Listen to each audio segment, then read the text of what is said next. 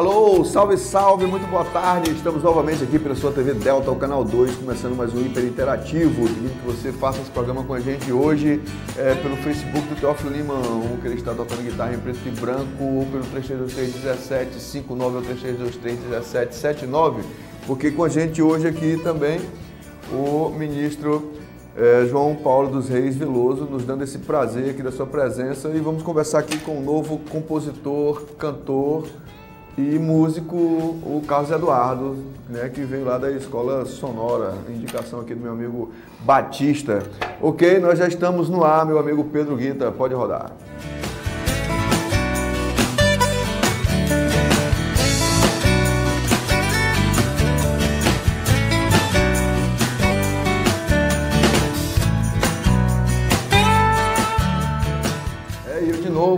Troquei, como sempre, né, aquarela para sonora, sonora para aquarela, mas todas elas fazem o mesmo bem aqui à comunidade.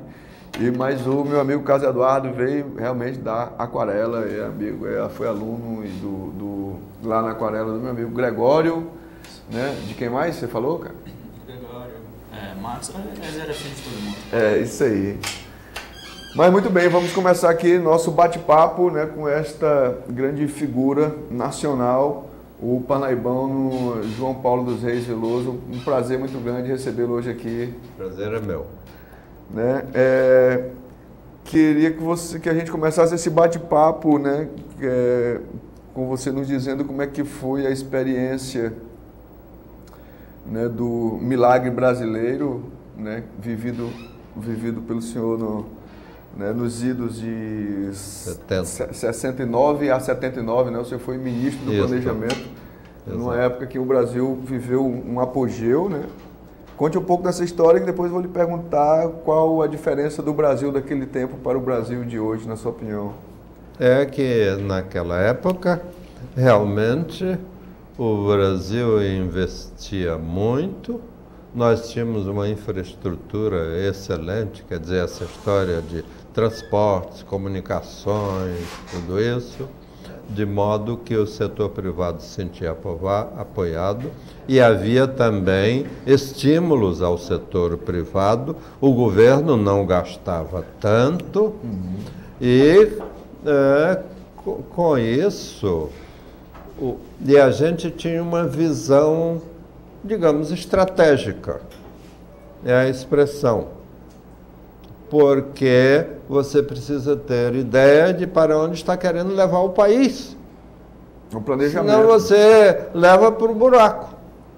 De modo que realmente assim funcionou. Digamos, houve a crise do petróleo. O Brasil vinha crescendo a 10, 11% ao ano. Mesmo durante a crise do petróleo? Não, ainda não. Ainda não.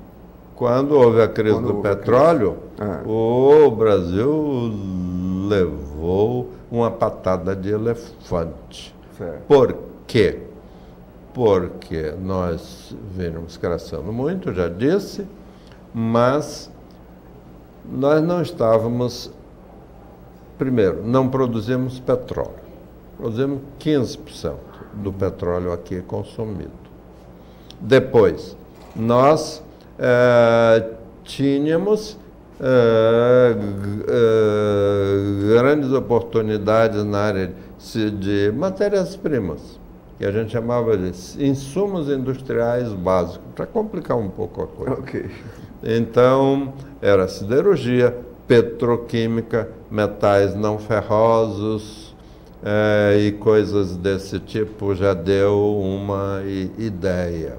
E energia, porque o Brasil é riquíssimo em energia, só, como eu já disse, havia o problema do petróleo. E mesmo assim, como tinha o país tomado a decisão de só pesquisar petróleo na plataforma submarina, em 74, que foi o primeiro ano depois da crise do petróleo, nós descobrimos a bacia de Campos, e a partir daí o Brasil foi um grande produtor de petróleo. Não precisa nem dizer, de modo que nós lançamos um programa para fazer essas coisas. desenvolver a produção de petróleo, de energia. E, em lugar de sermos importadores daquelas matérias-primas que eu citei, nós deveríamos ser exportadores. E isso foi o que realmente aconteceu.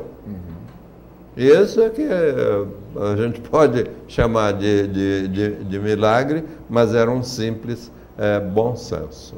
Agora, nós tínhamos 15 ministérios, hoje são 39. Arredondando dá 40. Eu me assusto quando ouço falar isso, porque eu achava que 15 era demais. Estava querendo capar algum daqueles ministérios se a oportunidade surgisse. Mas continue. Onde você nos relatou que o Brasil vinha numa emergência e de repente surgiu a crise mundial do petróleo e a gente tinha naquela época, ou a gente descobriu saídas, né? Então, um momento de crise é um momento onde você tem que se superar e é um momento onde os mais inteligentes sobressaem, né? Ele vê na crise... Transforma a crise em oportunidade. É o que eu digo. Que saída seria essa para esse Brasil de agora, ministro? Primeiro, nós temos de entender a crise mundial que está atingindo até a Ásia, até a China. Que vinha se deslocando sozinha. A China crescia as taxas que o Brasil crescia lá nos anos 70. Então, nós temos de ver qual é a visão que podemos ter agora. Agora, o que se trata é de ter o Brasil como um país desenvolvido, digamos, em 2 décadas, em 3 décadas. Você tem que ter um objetivo como esse. Se você não tiver essa visão estratégica, você quebra a cara. E com essa visão, você aí começa a raciocinar. Nós temos que fazer mais investimentos, tanto no setor privado como no setor público, principalmente no setor público.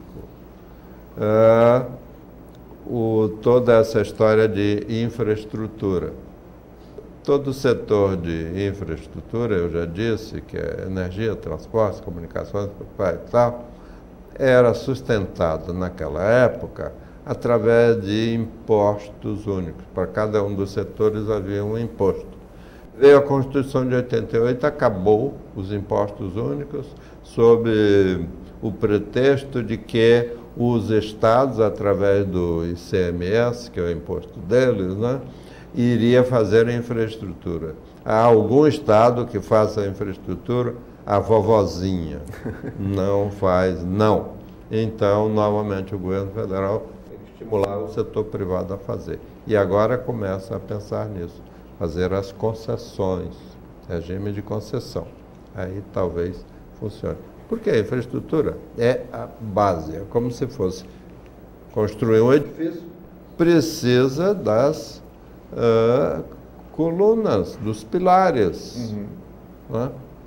E tem também de ver que nós estamos numa terceira revolução industrial. O Brasil não entrou nela. Temos de entrar. Que diabo é isso? A indústria hoje não é mais aquela indústria de massa em que todos os produtos eram iguais. Não sei se vocês assistiram o filme Tempos Modernos, o Carlitos apertando lá um parafuso, até que aperta o nariz lá do cara que controlava o trabalho dele. Porque todos os produtos tinham que ser homogêneos, iguaizinhos, e não. Hoje é diferenciado. Você faz por lotes, porque você tem esse negócio chamado indústria da informação. TICs, tecnologia de informação e comunicações, que serve também para fazer as redes sociais. Uhum. E aí a gente entra num outro campo que o governo não está sabendo enfrentar, não sabe nem de que se trata. Então, fica inventando constituinte, mas não sei o que e tal, nada disso. Você tem que ter uma agenda de reformas. Você esqueceu que tem de viver fazendo reforma. Qual é a reforma que está sendo feita? Não.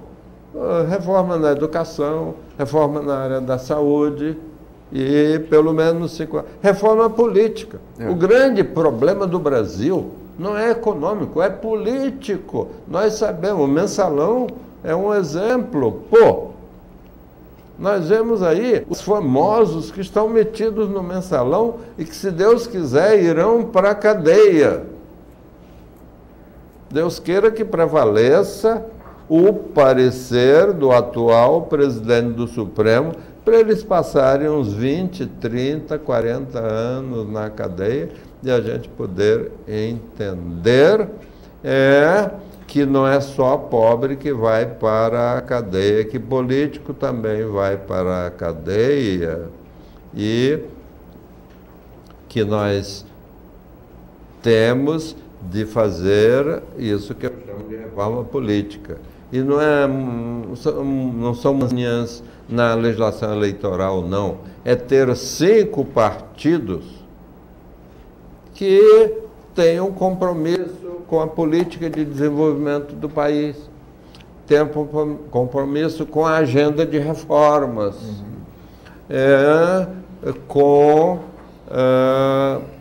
o ajuste fiscal. O Brasil fiscaliza muito mal hoje em dia, né? Não. E pior do que isso, o governo federal e os governos, principalmente o federal, gasta quase todo o dinheiro com pagamento de funcionalismo, em lugar de fazer investimento.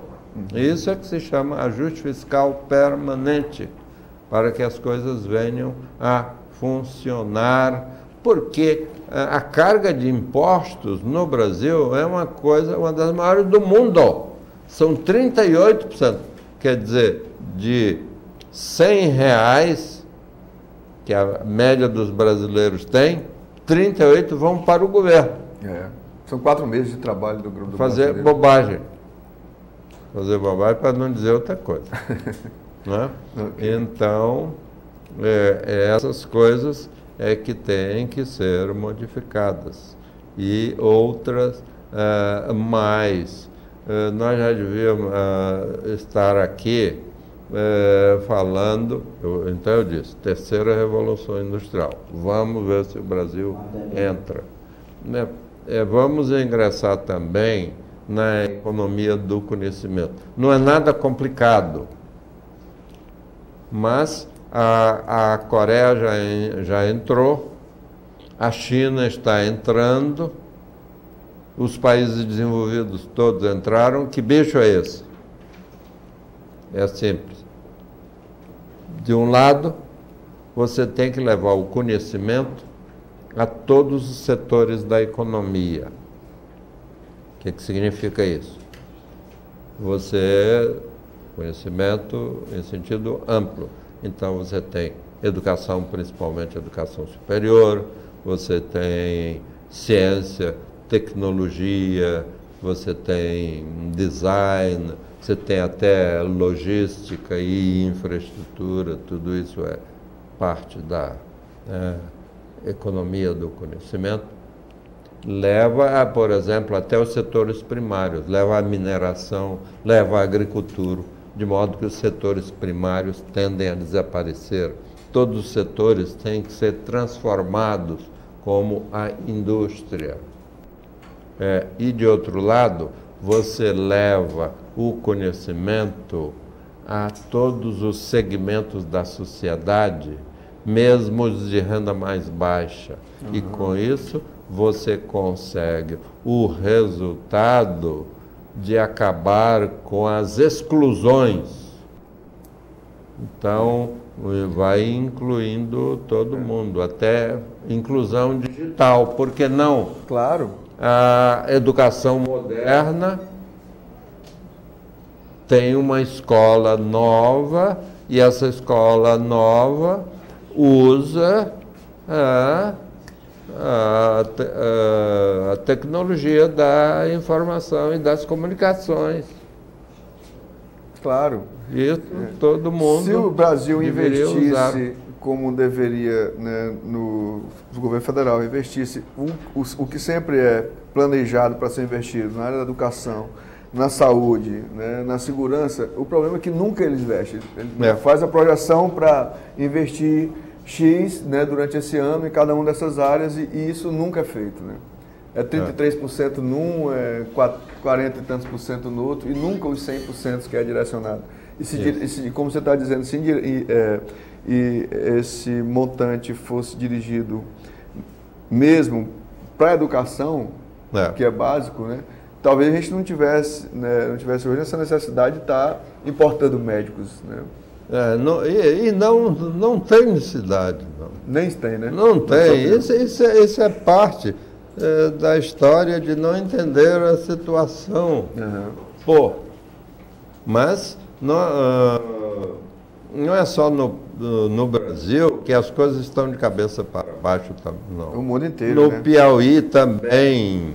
Eu disse ontem, quando lancei um livro, o Piauí é rico. Mas quem disse isso não foi eu, não. Foi o Banco Mundial. Eu trago aqui, ó, este livro do Banco Mundial, em que com todas as letras está dito. Vejam bem, Banco Mundial. Olha só. O Piauí é um estado rico. Eu apenas me aproveitei disso aqui para mostrar que o Piauí tem grandes oportunidades. Chega de ser aquele João Ninguém que nós achávamos que éramos. Não. Agora, nós temos que aproveitar essas oportunidades. Elas sozinhas não vão resolver os problemas do Piauí e de Parnaíba. E eu digo uma coisa. Das regiões do Piauí, que todas têm grandes oportunidades, mas quem mais tem grandes oportunidades é aqui, essa região do Delta Parnaíba.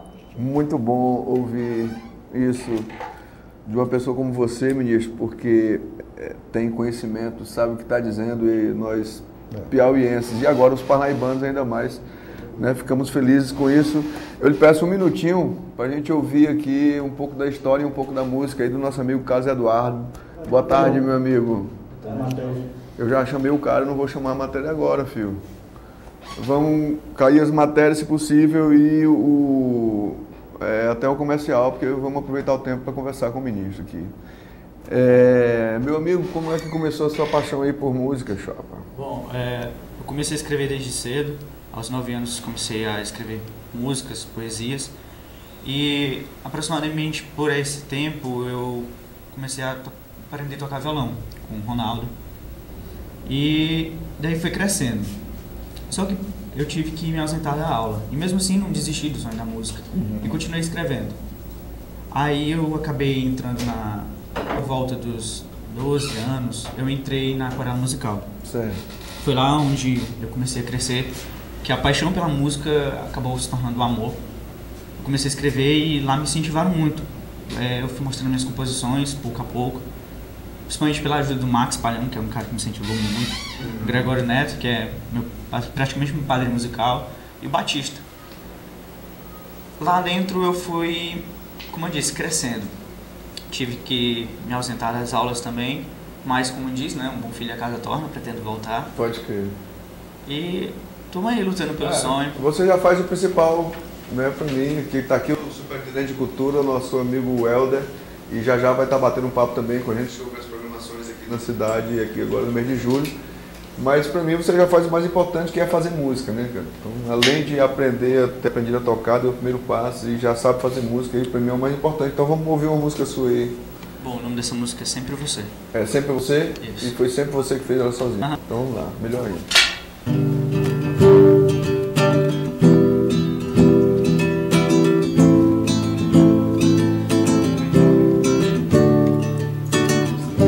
Se tivesse que te dizer meu sentimento por você, olharia em teu olhar pra te fazer sentir. Sempre que te vejo, existe simplesmente o desejo de estar ao teu lado e nunca deixar você ir.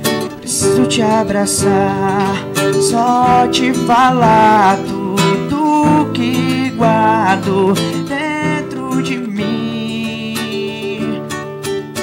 Te levar pro paraíso é tudo que eu preciso pra viver, pra viver. Viajar no teu sorriso, estar sempre contigo e dizer, eu amo você. Quero sim, quero poder então, quero tocar dentro do teu coração e poder fazer você sentir. Foi o que quis dizer nessa canção que fiz pra você. O que eu queria te dizer, eu amo você.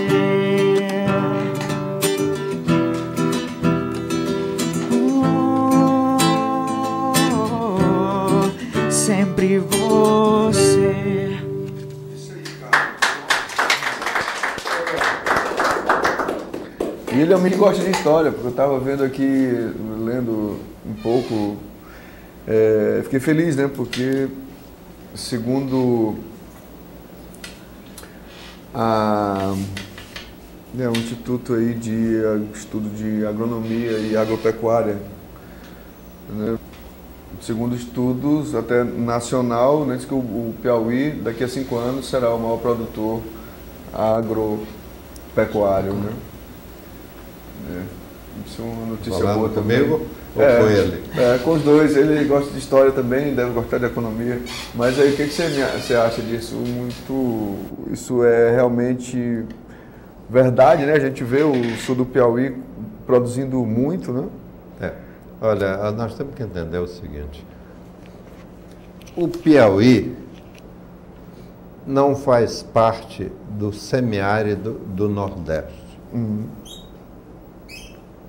Com essa história do Vale do Parnaíba, que no meu livro eu chamo o Vale da Decisão, que é o título de um filme famoso, muito bom, aliás, vocês deviam ver, você tem esse rio, de saída, ele pode permitir uma navegação desde as cabeceiras até aqui o delta. E, de outro lado, ele pode permitir a geração de muita hidroeletricidade. O governo está tendo uma dificuldade enorme para construir as hidroelétricas lá dos rios da Amazônia. Aqui é muito mais fácil, só que você tem que fazer a usina, você tem que fazer a eclusa, você tem que fazer a barragem. Se não for assim, não dá, mas pode fazer. E, com essas condições e com o fato de que o Piauí tem 50% a água subterrânea do Nordeste ou do país até, você vê que é uma coisa diferente do semiárido nordestino. Nós temos um pedaço lá que é semiárido, mas que tem grandes oportunidades, por sorte nossa. Porque tem minérios, vários tipos de minério, porque tem água subterrânea e com isso você pode ter agricultura irrigada. No resto do estado você pode ter agricultura sem irrigação, ou com o mínimo de irrigação. Uhum. Porque pode ter agricultura com chuva. De modo que realmente o Brasil tem condições de ser, olha, veja aí o que está acontecendo no sudoeste do Piauí, a região dos Cerrados. As empresas lá de Mato Grosso, de Goiás, e tal, estão se mandando para cá. E assim você tem condições praticamente em todo o estado. E um número de outras oportunidades que é impressionante.